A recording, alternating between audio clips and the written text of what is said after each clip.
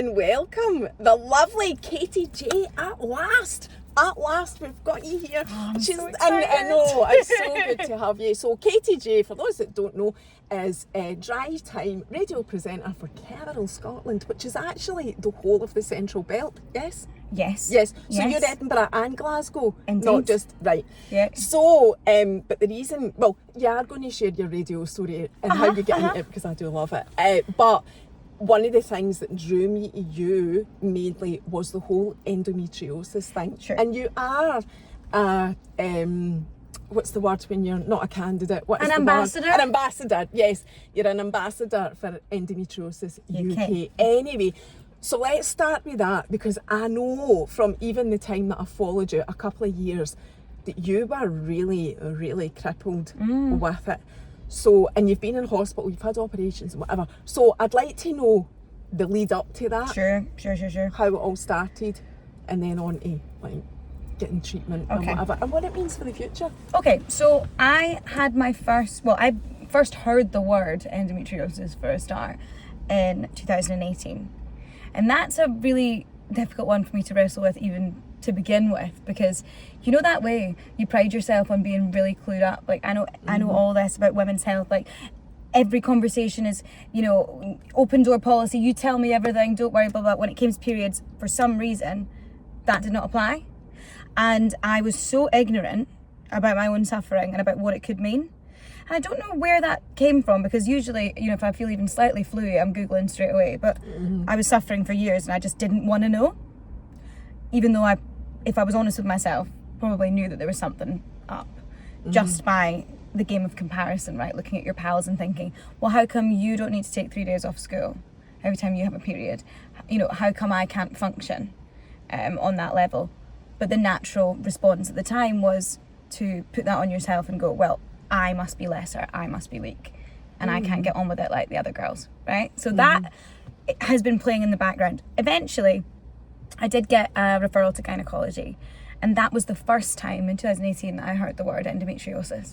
And was it, when you talk about the 3 days of being non-functional, was it pain? Level of pain? When I was at school and sort of first starting my period, it was just noticing that I was worse than the other girls, basically, is what I would say. But also then that played into the, you're a drama queen, you know, you should just be able to get on with it. And even my mum, God love her, would say things like, I have heavy periods as well, and I haven't made it to school. But then that starts a cycle of, okay, I know I'm going to miss these days because I will be on the floor. Like I will not be able to move, and I will need heavy, juicy painkillers, and I will feel embarrassed or whatever. So what I'll do is when I go back to school, I'll work double. I'll work harder than everyone else, and then because my grades were always good and I got into university and I had my kind of pick of universities at the time, you know, I was functioning, obviously. Everything's fine. Everything's fine.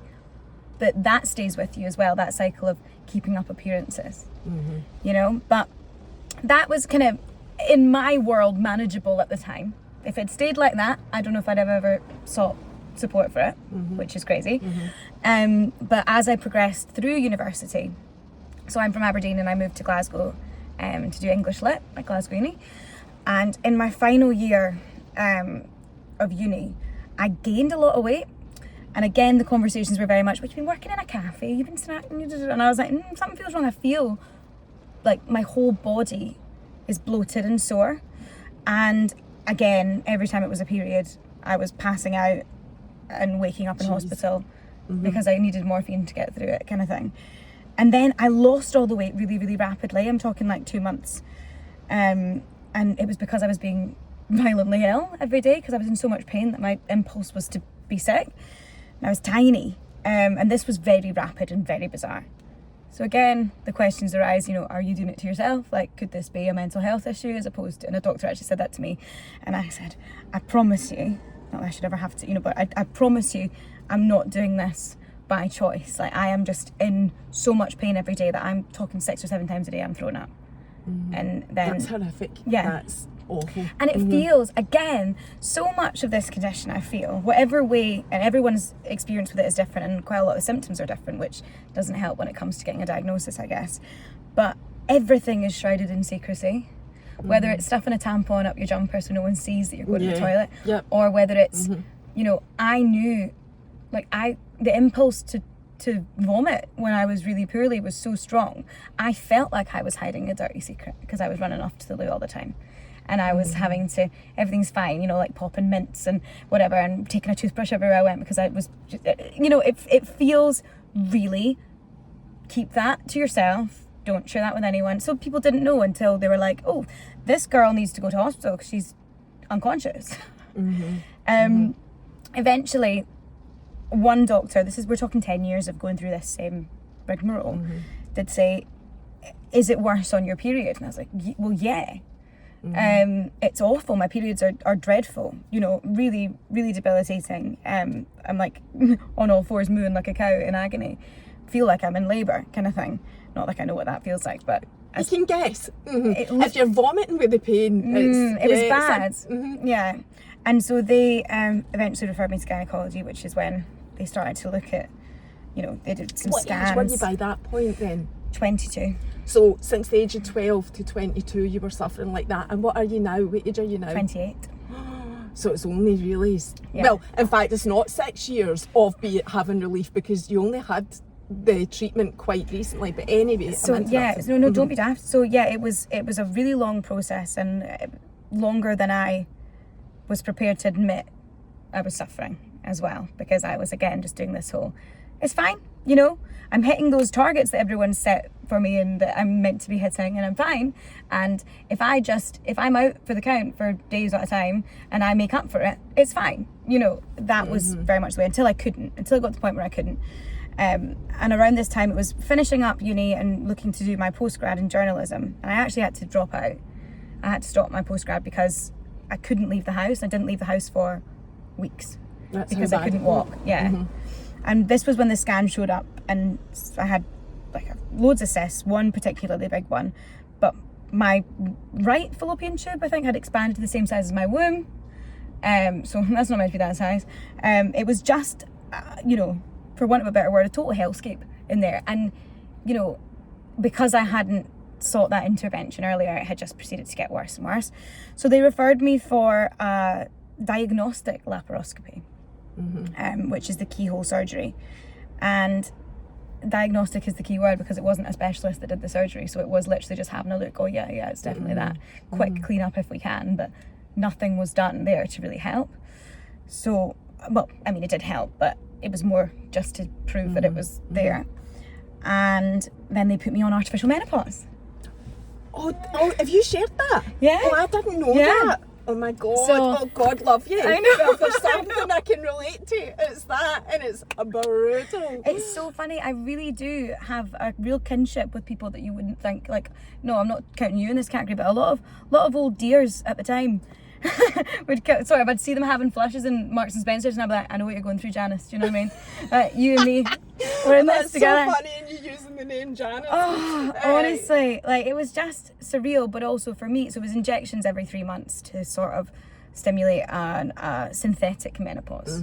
And the idea behind that was, while I was on the waiting list to see a specialist, they kind of didn't want to do too much, because every time you cut, you know, you can cause more scar tissue, more problems, kind of thing. So it had to be the expert, but that's a wait. And even if I wanted to, I couldn't have gone privately because it was impacting my bowel and my bladder. So it was not an option, you know, and if it was an option, it probably wouldn't have been an option for me because it would be a super spenny option. So I was waiting, and that meant menopause. So I've done it twice, the artificial menopause. Have you? Yeah, so it was a course of 9 months, and everything that every menopausal woman goes through, I was going through at 22. So the night sweats, the changing my jammies in the middle of the night, the like complete brain fog all the time, like just not feeling. But what it meant was that I wasn't in that level of pain every day, so I could function far better than I had been. So I was able to finish my uni course and do all that and start my job. I wondered, so that answers that question, because I was thinking, how were you able to go in every day suffering like that? And the artificial menopause then was simply the lesser of two evils. Yeah, because it just put everything on pause. So it was basically like, well, it can't get worse if you're on this, you know? We'll, you know, not quite get into all the other things that injection can cause, because you know, a 22-year-old is not meant to be on pause in that way. But they assured me that it would all restart, and it did eventually. But just a really bizarre and peculiar time to be a young person in an old woman's body. And was that because of the waiting time to actually get That operated on? And since then, you know, I'm now on a medication that is specifically prescribed to people with endometriosis, which is a lot less I don't know, they've got a lot, exactly than the kind of injections. It sort of operates like a pill, essentially. In fact, very much similar, but it's designed with endometriosis in mind. It's kind of fit for that purpose. So that's a little bit less concerning, because I didn't want to be on that. Do you know, it felt so, aside from all the side effects, it just felt like this can't be right. And in June last year, June last year is when I got the actual surgery that I needed.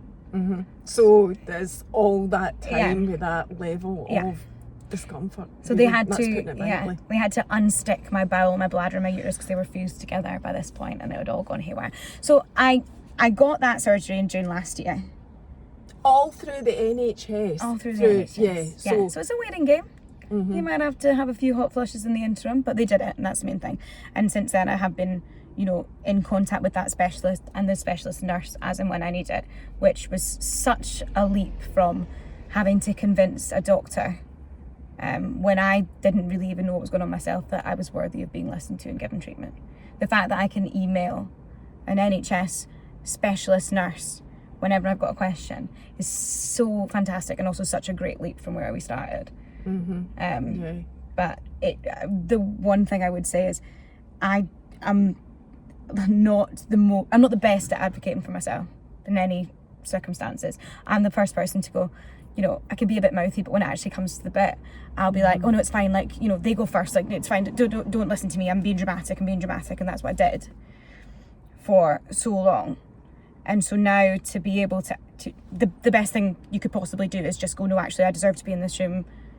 All pain is relative. I am experiencing something that is, you know, completely dominating my life, and it's making my life so hard, and actually I need your help. It's like the best thing I've ever done is ask for help. And was there a turning point for you where you just thought, because there must have been a massive impact on your mental health, especially so young, and you know, it's a difficult time anyway without any added, you know, issues, complications. Do you know what it was? The biggest thing, obviously, all these courses of treatment are messing about with hormones. So, you know, as a result of all this, I've had to be on like sertraline to manage my mood swings and my hormonal kind of imbalance there, right? From being on menopause, off menopause, or, you know, dealing with all this.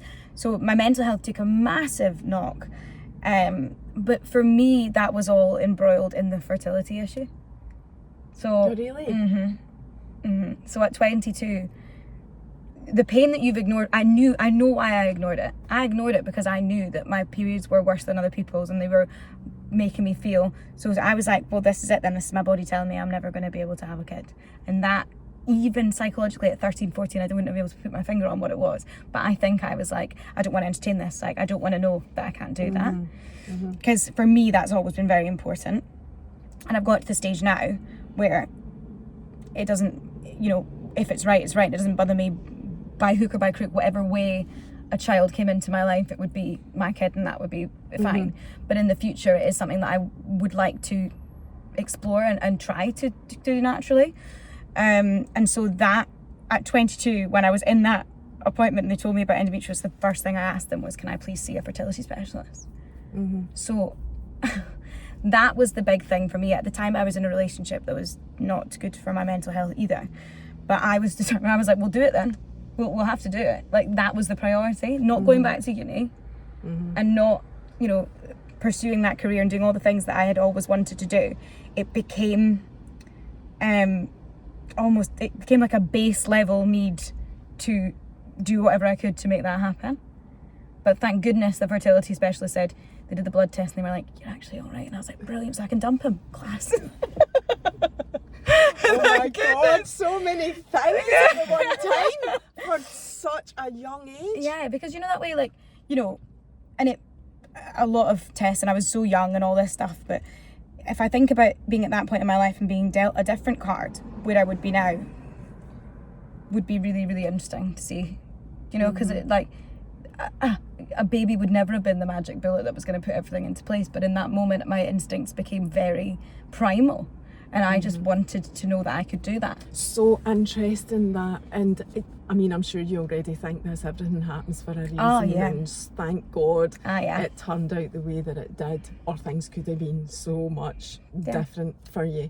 So how long then from the minute you said I need help to actually getting the right surgery? 6 years. So you say the right surgery, how many? Well, we only had the two, so one was just diagnostic, like I said. They were just looking in going, so, it's definitely that. Yep, oh yeah, that looks pretty bad. Sew it up. Stick it on the menopause for it so we can get someone, you know. And to be fair, the guy who did the first surgery was a brilliant gynecologist, I'm certain of it, but also just not a specialist, right? It's very particular. And because the extent of the disease was so far along, you know, it needed to be the expert, and then that wait time was longer, kind of thing. But yeah, from the minute that my periods, the minute that I started my periods were a problem. A big problem. And they got to the point where, like, honestly, my quality of life was, could not function at all. Could not leave the house. Could not do any of the things I can do now. I do think you saying that, I think there's a lot of young girls out there that feel like that suffer like that as well, but just as you've said already, don't know.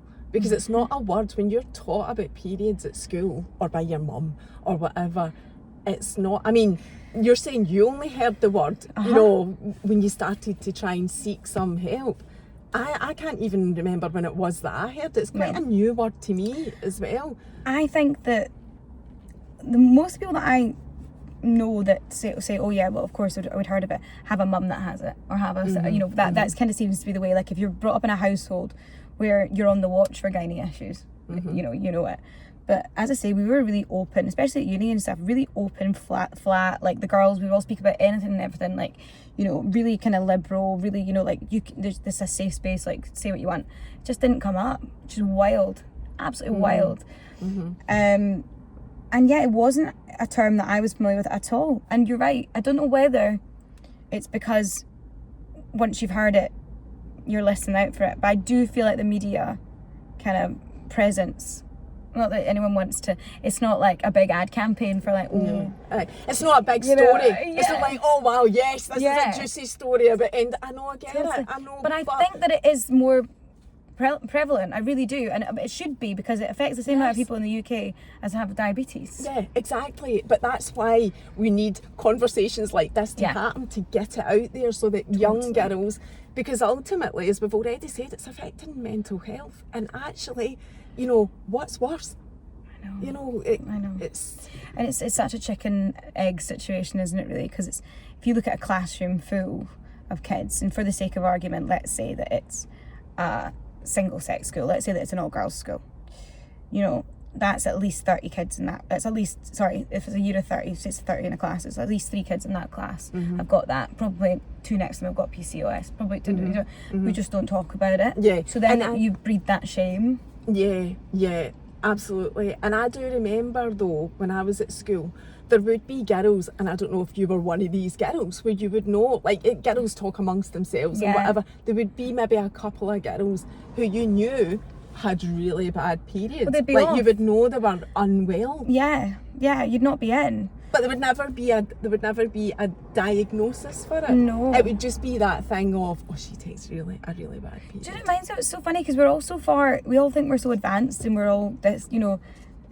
kind of, wow, we've come so far in society, whatever. But it really reminds me of like back in the day where like you'd hear like, you know, the way that kind of people would talk about someone that had poor mental health or was going through a rough time as being like, you know, it's women's troubles, or it's like they've got this, they've got that, and it'd just be like hush hush old wifeys, and somehow that's still a thing. Yeah, it must be. I do think as well what contributes it, and again I'm just throwing this into the mix because obviously I've had hormonal issues as well. I feel that there really is so little known about women's hormones. Oh my god, yeah. Oh my God, yeah. Yeah, that massively contributes to it as well. And we all play a part in that, I guess, and the more kind of open we can be, the better. But even this morning, actually, I went and I was taking my tablets, and Callum was taking his tablets, where he takes like I fill up his wee thing with like magnesium and shit like that. Sorry, shit. So it's just, you're allowed to swear. It's probably more an issue for you than it is for me. It's fine. And but then he was like, he's your boyfriend? Yes. Yes. He's like, right. I forgot to take that last week. And I went, well, see, as a woman, you can't forget to take your tablets. Mm-hmm. You can't. Mm-hmm. We're so trained, like, I mean, whether it's the pill or whatever, like, I don't know. I would never forget to take my pill. Mm-hmm. Ever. Because number one, for me, it means pain, but secondly, it means Wayne. And it's like, if you're a boy, you can just be like, oh, didn't you take that? And I'm like, oh, you know, that's such a luxury, such a male privilege. Like that, you can go for a walk at night time. Oh, you with your male privilege. You know, but it's just funny because it's just so ingrained to just be like, put up and shut up, take what you need to take. But then obviously all of these things that we're putting in our body have their own side effects or issues, whatever. So the operation that you had was to separate, you've talked about your bowel and your bladder and whatever, and was it to remove the cysts as well? So they drained them the first time, which was kind of what they could do with what they had, but then they cut them away this time and kind of unstuck everything. And actually the one good thing about the menopause injections was that fallopian tube that was really, really expanded and causing so much grief had kind of shrunk down to a semi-normal size, which is good. And they could get the dye through the tubes, which was when I got eventually the news that, you know, not considered medically infertile anymore. Ah, that's good. That's nice. fab. And for me, that had been such a thing for me. I think, what you were saying, because I remember having this boyfriend when I was your age, 28, I sound like an old wife, you know, and he absolutely did not want any kids, right? And see, at that time, neither did I. But at 28, I didn't want a man telling me what my future would be, because if I was going to stay with him, that's then it's not a dictatorship, you know. Conversation. So that was ultimately why we split up in the end, and people didn't understand when I said, no, I don't want kids right now, but I don't want to be living my life knowing that I'm with somebody that's as you say, dictating that I'll never be able to have any. And look now. So it's a big thing. I know, it's a big thing. Like 10 years later I had Lola. It's a big thing for women. It's about choice. Absolutely. It's not about saying you do want to, you know, have a family. It's about having the choice. And also, this is when you feel very impotent's probably an apt word, actually, weirdly. But you know, when someone should never be taking that choice away from you. And I think that when your own body seems to be taking that choice away from you, it's a really difficult thing to reconcile. And then it's like, once you've come to terms with whatever's going on with you, to have someone, like an outward kind of presence saying, no, actually, but this is how I see your life going. Actually, wise up. You know, I've got enough things to go on. My body's telling me what it can do. I don't need you telling me what it should do. You know. So good for you. So luckily for you, you're probably in the same position as everybody else. You've got the same chance as anybody else of conceiving, should you choose to do that, which is good to know. And I think it's a good message as well for girls that are maybe suffering to know as well. Well, I'm not in any rush, but also in that moment I was in a rush because I thought that I had to be. And when I think about the decisions that I could have made then and where they would have taken me, it's actually quite scary. You know, but it's just good to have your ducks in a row. It's good to know what you're working with. That's what I say. Every time I go in to see the gynecologist, I'm like, right, I'm here for my MOT, so just let me know what parts are working, so we can focus and is on that now a regular thing for you? It's more regular. They still is, but you know, the world we live in. Have you ever had a consultation with a gynecologist on Zoom? So when not on Zoom. On Zoom. No, not on Zoom. No, not in Zoom. But and I was first got this email saying, your specialist will see you on Zoom, and I was going, right, so how do I, like, okay, you know, and it's like, no, it's just a chat, put your legs down. Oh no. No, it's fine. But it was honestly, I just saw that thing come through and went, this could be interesting. So it was just a conversation anyway. Yeah, no, it didn't turn into like cam stuff. Yeah. Oh God, don't. So, mentally, physically, everything now, you're through all of that. How do you feel? Are you back? Do you feel you've got a normal, in inverted commas, life back? The thing is with endo, there isn't a cure. So the disease isn't going anywhere, but it's almost like you have a flare-up, right? So every so often I will still have flare-ups, and it is a cyclical nature. So, but although these pills stop me having like a bleed, I can still see the difference, kind of whatever. So there are things that I do to manage it, which is not really that much different to people managing a typical period, really. The only thing I need to be aware of is it is quite common for every 5 to 10 years for you to require another surgery and things like that. So hopefully the medicine that I'm on now keeps everything shrunk, you know, nice and small, nice and manageable. But I'm fully prepared to have something akin to what I went through before happen again. But now that I'm aware of it, and now that I'm in the system, and also it won't be a massive 10-year gap of not knowing what was going on, so it won't ever be that bad, I don't think, touch wood. You know, it's something that I am mentally and physically more prepared to deal with. Yeah, you've got your diagnosis, you're on the right path. Mentally doing far better, in the process of actually weaning off the tablets that I was on. And I thought, you know, sertraline. Yeah. And talking therapy and things like that really helped me, because I do think at the end of the day what I was dealing with was some sort of form of medical PTSD, to be fair. A combination of me not wanting to acknowledge what was happening, and doctors, and, you know, not just doctors, like society really validating that voice in my head that said it was all my fault. You know, like that was the thing. And then I remember when I was really young, my mum used to give me a row for saying sorry all the time, because I think there was a point where she counted that I said sorry like 50 times in like a few hours. Like I was just like, I was apologizing for existing all the time, because psychologically I was like just torturing myself for being a problem, because I was aware that there was a problem that I wouldn't want to, you know, I was like, it's fine, just get on with it. And it became, you know, that became the way that I thought about myself, and the way that I thought about, I don't know, what I deserved. It's such a thing for women, just to get on with it. It's such, and I've talked about this before, and we do need to, in lots of circumstances, change that and say, well, that's fine to just get on with it, because there isn't a choice, you know, but still, this is how I feel.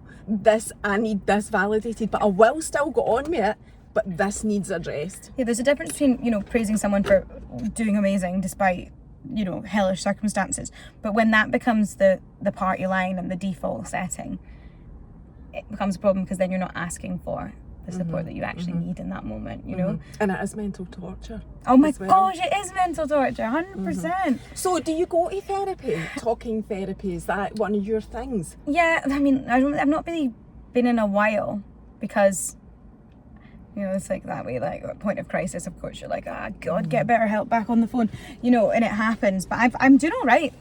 Yeah, I really am doing all right. And I think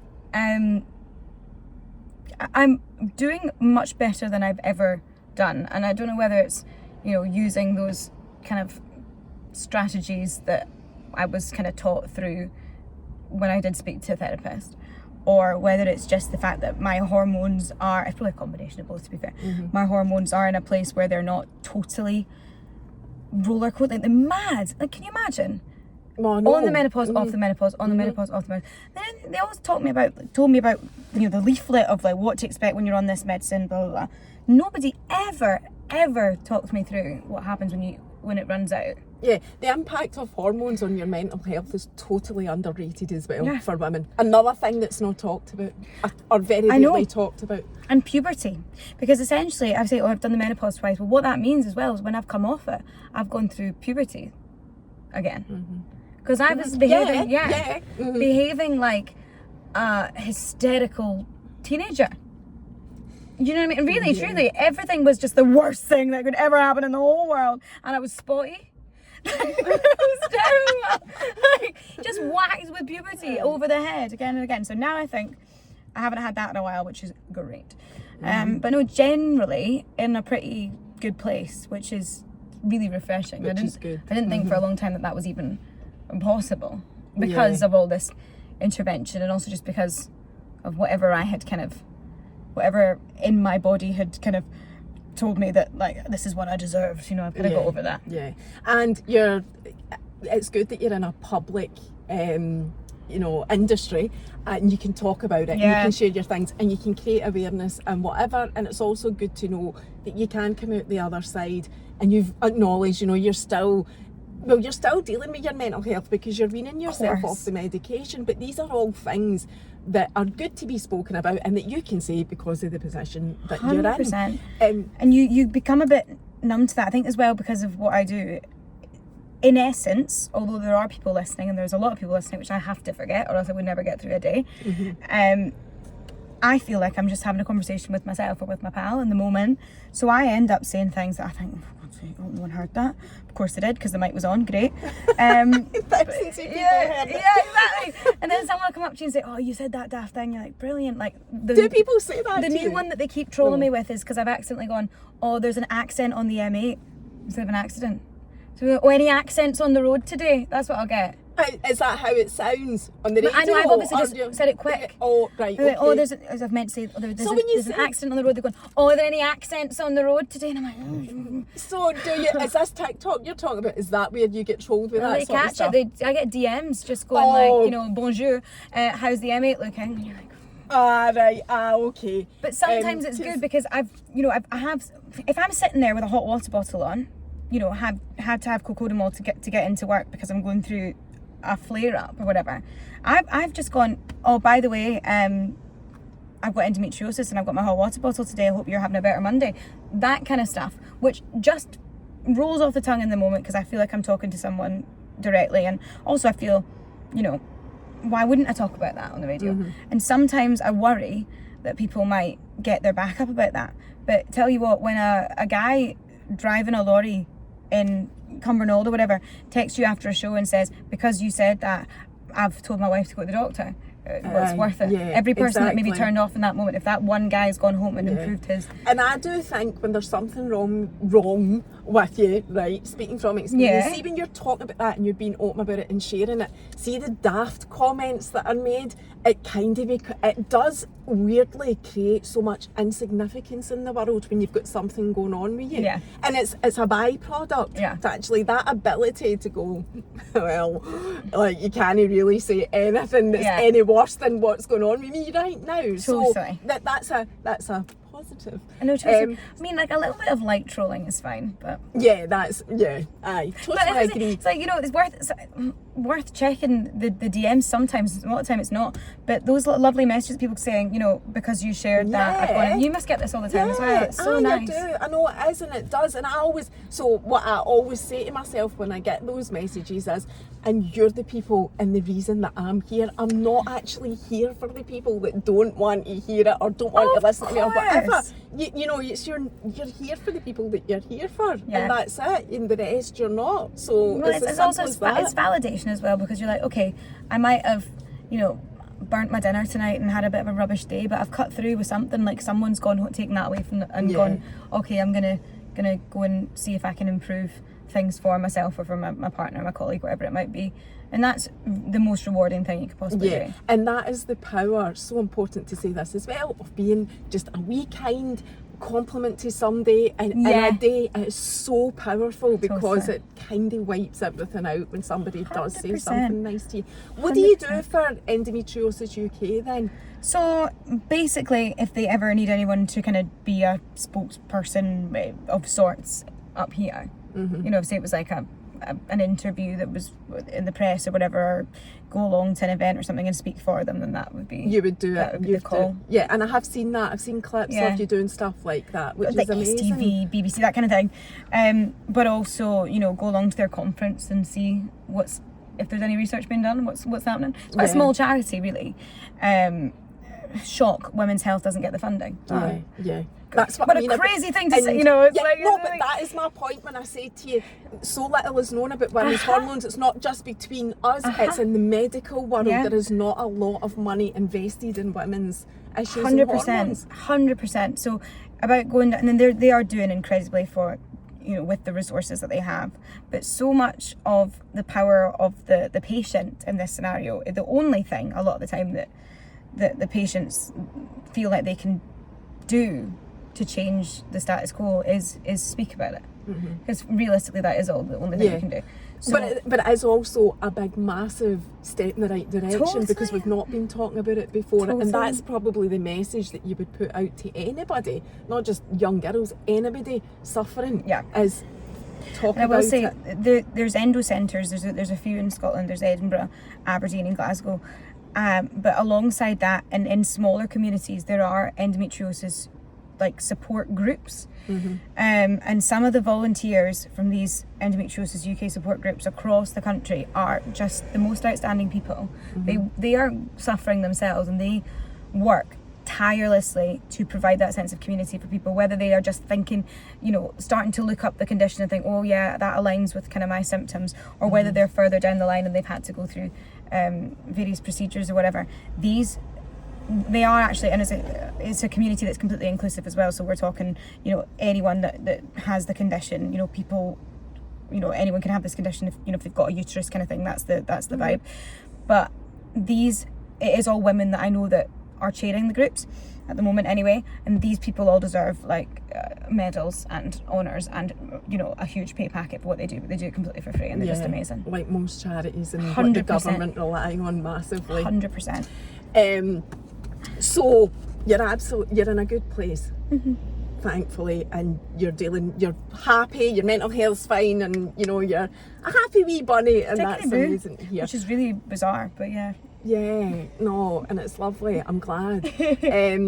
So talking about just you as a person then, so you're from Aberdeen, and saying hello to Aberdeen Mummy Aberdeen, who I've met your mum as well. I know, she's class. Did you end up in Glasgow purely from the studying? Yeah, so my mum's actually from Glasgow. Oh, is she? Yeah, but she's lived in Aberdeen now far longer than she ever lived in Glasgow. She left Glasgow in the 70s, when lots of people left Glasgow, right? Because, she was scared. Dare I ask what area of Glasgow she was in? Crookston. Oh, really? Right, okay. She fled. But was that the reason? Well, no. Oil industry. That was the reason. Yeah. Right. So, did your mum work in the oil industry? Yeah. So at that point there was a big migration, right? Loads of people moved to Aberdeen. They followed the kind of oil thing. R.I.P. It's not the thing anymore. But she went up to Aberdeen, and then so she's now, as I say, been there longer than she was ever here, kind of thing. But Glasgow's her home, and then I always had a soft spot for Glasgow because of that. But were you born in Aberdeen then? Yeah, completely born and raised in Aberdeen, all the way through school and everything. And I just had itchy feet. I just wanted to go somewhere, and Glasgow was familiar to me because mum's family, and it made sense. So I went and applied to do English Lit because, bottom line, it was my favourite subject at school, and I thought, well, I'll have a good time. So I went and I did that. Did you have a good time? I did have a good time. Good. I went to do English at Glasgow, and then it was only in the sort of final year, before all this health stuff came to a head, that everybody was looking to next steps, because it's an English degree, which is a great degree to have, but also you need to be a little bit proactive about what's next. And a lot of my friends were considering a long career in academia, masters, PhD, that sort of thing, and I thought, no, not for me.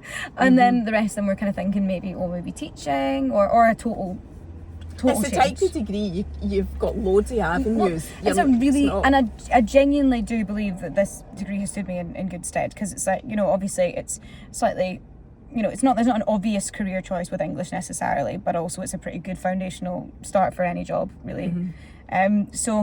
But saying that, I thought, well, I love writing and I love reading and I love to talk, so I'm going to look at media and journalism and sort of see what's out there. I applied for an internship at Capital Scotland on the breakfast show at the time, which was Des and Jenny. Remember it? Yeah, and both brilliant. I saw Des last night. I love him so much. Oh my great. God. I've been at a few events where he's been hosting. He's amazing. It's a masterclass. Yeah. Whenever Des is hosting and I'm there, I'm just like, take notes, you know, because he's just the best at what he does. So I went in and sat in with them on breakfast, and I was like, this is so cool. I cannot believe people are getting paid to do this, but also it's really, really hard, and I didn't realise that at the time. I just thought, this is so fun, and because they were so excellent, I was like, wow. I also applied for, you know, telly bits and things like that, and just kind of to see what was out there. And did you have your eye on anything? Like, was there something you really wanted to do? Was it always radio, or was there I wanted to be a serious journalist. A serious journalist? Yeah. Like, what would that mean for you? You know, like visiting war-torn countries. Aye, right. Yeah, like I don't really, like I was really, yeah. you know, and actually when I started my English degree, I did English and politics as well, so it was very, you know, that's what I was very, but a bit of that, then a bit of like, you know, Carrie Bradshaw as well, like somewhere in between. If you can find somewhere in between. Yeah. And that's why I thought, okay, no, Katy, I watched the technical ability in that room, and I thought, nah, you don't have it. You need to upskill. So you can write, you can speak. What do we do next? Okay, we need to learn how to master all this, all the buttons, all what's going on here. So I applied for a postgrad in multimedia journalism at Glasgow Cali. And that course is amazing. If anybody is thinking about doing, you know, journalism or whatever, there's honestly just amazing. They've got an undergrad course and a master's. I did shorthand, so I could do court reporting, because you still can't bring any audio or like listening equipment into. So shorthand, working auto cues, writing scripts, running kind of mock news days, operating the camera kit, like the whole thing in this course, and it was just amazing. And as a part of that, we had to do even more work experience, which was brilliant, because you get ins at BBC and STV and kind of all the stations, and I had my in at Capital already because I'd done the internship. So I just kept going, do you need anyone to do a wee social media video for you, or do you need someone to make a cup of tea, or you know, what can I do? And I badgered them. I was just like, hello, I'll come in again if you'd like to have me.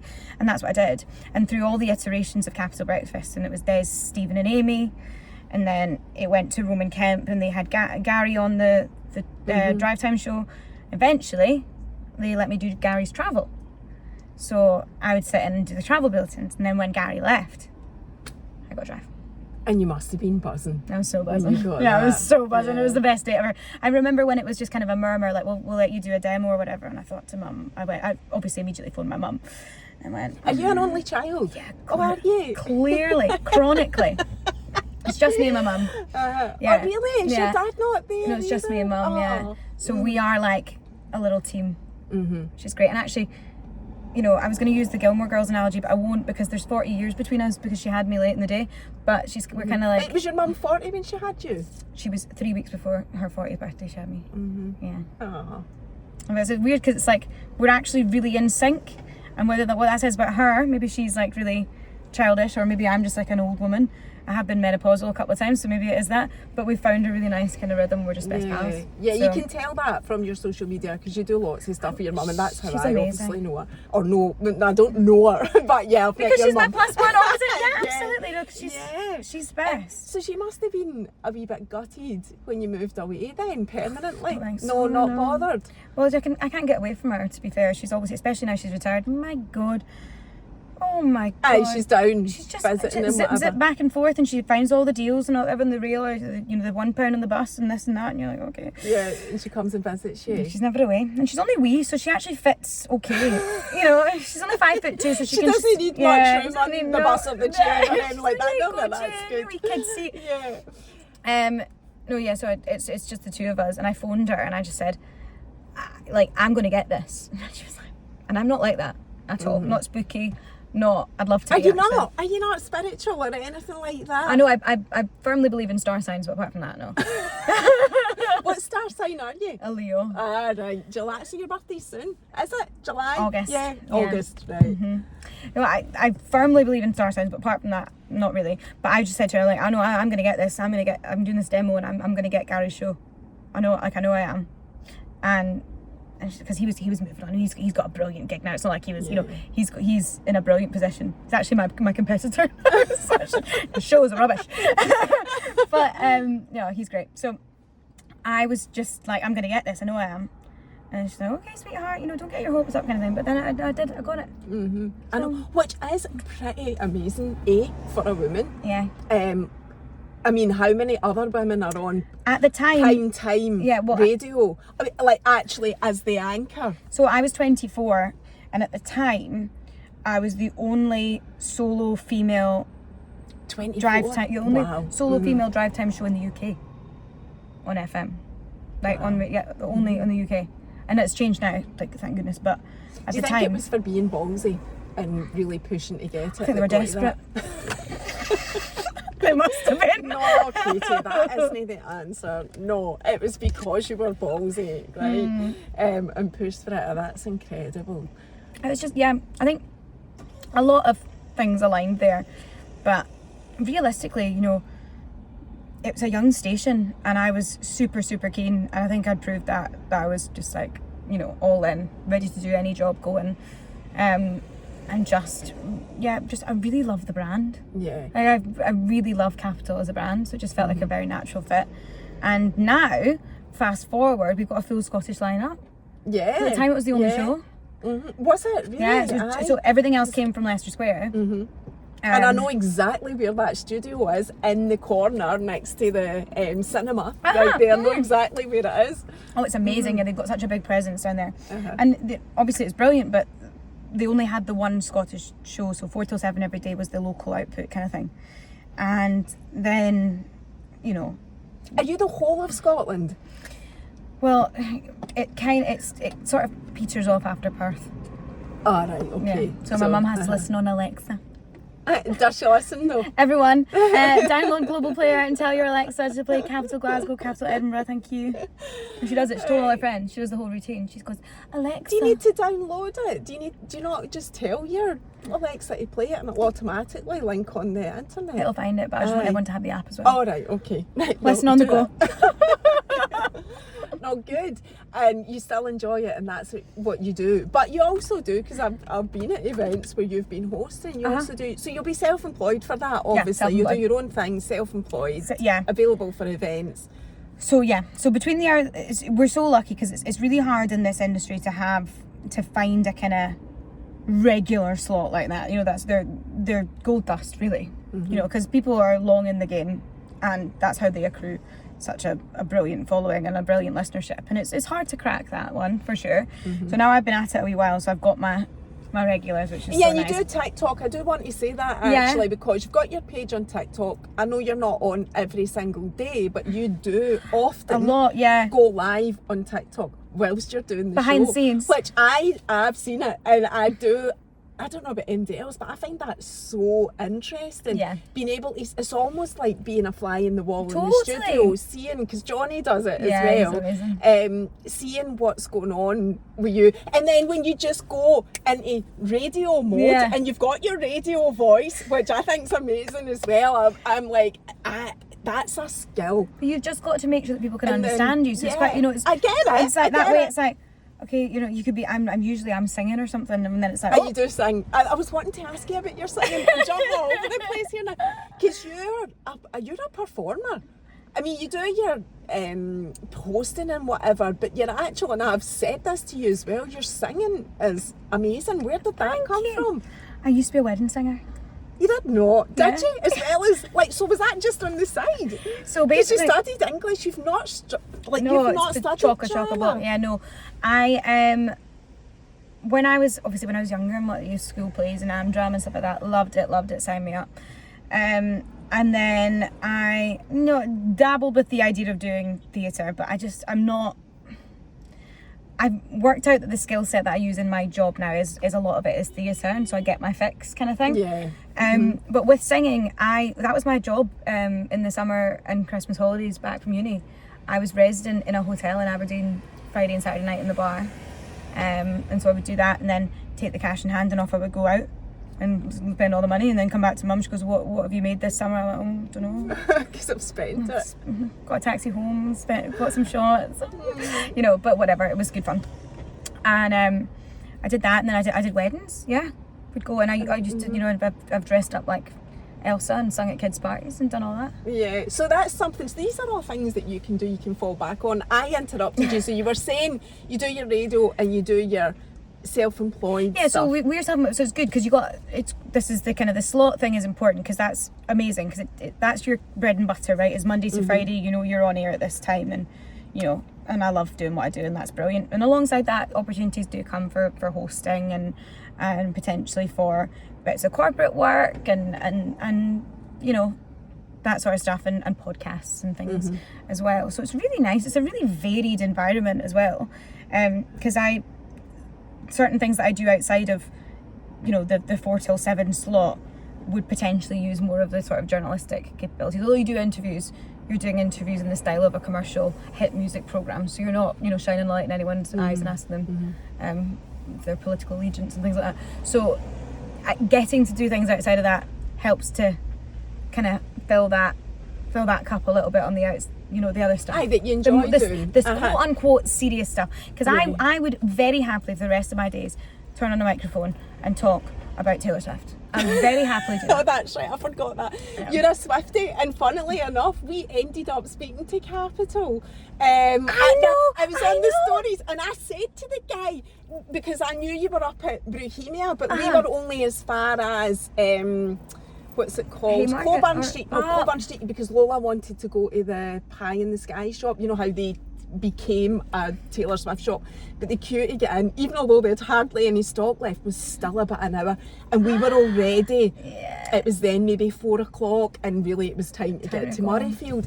But I knew you were up there, and it was funny because when we then turned the corner at Murrayfield to go from like the main street down to the stadium, Capital were standing. Because it was Ryan, wasn't it? Your chat. Was it Ryan? Ryan Borthwick. Yeah, I'm sure I saw the video. Oh my gosh, did they have the best time? Yeah, and like I had said to Lola, oh, there's Capital there. And I do think like the fact that Keith and had all the regalia on, I do think we were a magnet. So we spoke to them, which was amazing. So good. At Taylor Swift. But yeah, I know I live with somebody that could talk about Taylor Swift 24 hours a day. Yeah, honestly. I feel like I keep telling people I'm not a Swiftie, but I feel I know You're more a than the Swiftie by average. osmosis. By default, Yeah. I don't have a choice. I know My so mum much had about her. she'd had a few Prosecco's. We were around at Callum, my boyfriend's parents' house, and having a nice dinner, whatever. And Jane unveils her party trick, which I didn't know was, asked me when she was born, and I was like, what is that I'm saying? 13th of December, 1989, Taylor Allison Swift. She's doing all this, but I was like, nobody cares. But she's just like, I know, this is my party trick, and she just started spitting facts about Taylor. I feel I could do that. That's, you know, it's a bit crazy when I think about what I know about her. It's absolutely mental. Wild. I mean, and I see people online saying this Taylor Swift thing's a cult, and I'm going, Yeah, but it's I struggle to argue with that. But you know, but at the same time, right? At the same time, there are worse things to be obsessed with. I am exactly as a mum. Right? Delighted. As a mum, yeah, I couldn't ask for a better role model for my daughter. So it's not just about what she's doing for the kids. It's, you know, she's doing, the mums are so pleased that that's who their role model is. 100%. And yeah, sure, you know, the Church of Swiftianity is real, but I'm just happy to be a part of it. Yeah, good for you. Right, what's the time? 53. We need to do at least a couple before we go. Lottery questions. Okay. So, Katy J, oh my God, I have got 130 questions here. I'm up to 130. I think I might have only been at 110 last week. Anyway, would you just add to it, like on an evening? Or yeah, what? if I think of something. Amazing. And so they can be funny, they can be serious, like I say. As I always say, you can pass. There are no rules to answer it, and I might ask you something you don't want to talk about, which is completely fine. You should have a forfeit though. But no, then I'd never get people on my podcast. They'd be like, not going to talk to her. She does pure horrible things to people. No. So you just need to choose a number, my love. We'll do a couple, and Okay. I'll ask you the question. Let's go on since we've gone on to a Swiftie theme, let's go 13. Right. Thank you, well done. I might need to change 13 if I keep having Swifties on. Oh, right, okay. This is actually, you've probably got a really good story here. So number 13 is, what's the funniest thing that's ever happened to you on holiday or at work? So there's a wee or at work there, and I'm sure there's some funny things happened in a radio studio back in the days when you weren't on TikTok. Funniest thing at work. Oh my gosh, I knew that way. I know I'll be missing something really obvious here. It's not funny, but at work, the amount of times that I have gone from being on the floor with a hot water bottle, kind of whatever, not even going to be, and like risen and gone, okay, up next it's the travel, and then back down. You know, that's happened a lot. And it's like, if the cameras had been installed then, my God, what amount of, like, they would have so much dirt on me. Just like, so much content. Yeah. So much of that funny stuff. Also, obviously, always being like super hungover and things like that.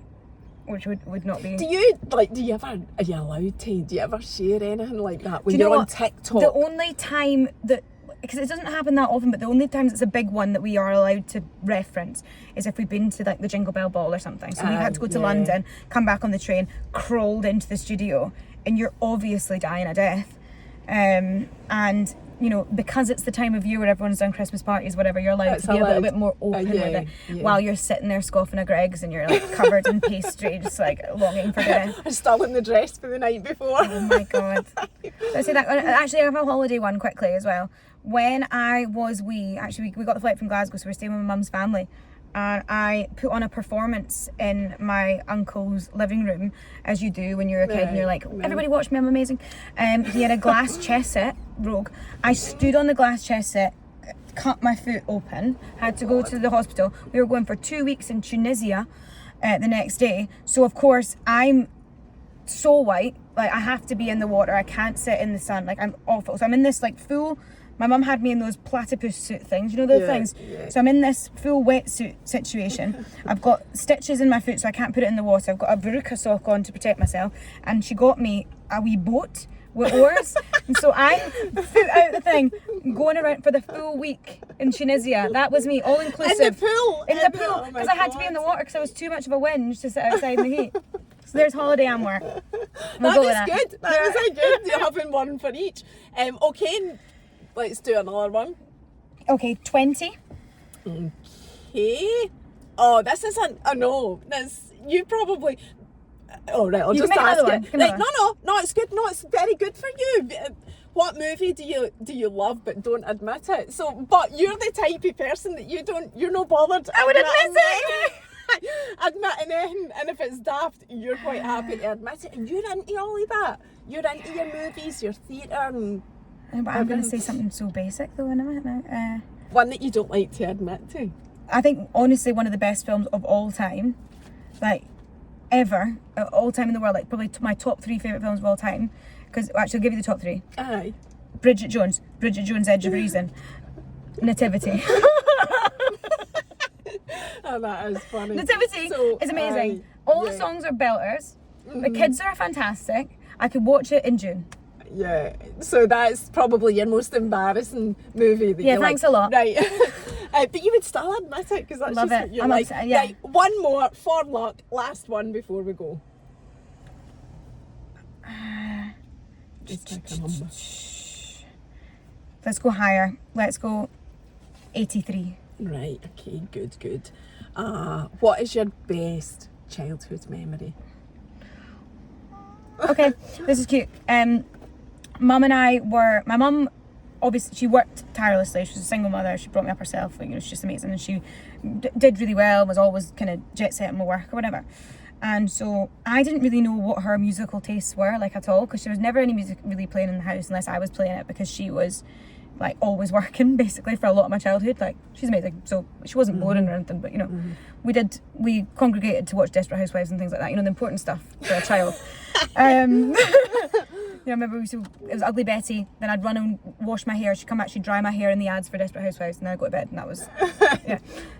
But I didn't really know much about her music taste until I started to get older and become more curious. But once we were in the car, and I don't know how old I was, maybe 10, 11, and a song came on the radio, and she turned it all the way up, and I'd never heard this song before, and within like 10 seconds I kind of got the gist of it, and we drove around and round just listening to this song on the radio and like screaming at the top of our lungs, and now it's the song that we play all the time, and it was The Whole of the Moon on North Sound 1. Oh, that's That's a brilliant song. Yeah. What a story. I was sitting patiently waiting, but I was loving the story, but I was like, what song is that? Because I know I'm going to know it, because I'm so much older than you, and you'd never heard it before. I'd never heard it mental before. is that? And she knew, I'm and getting she forgets her own name sometimes, but she knew every single word, and it just came out of her.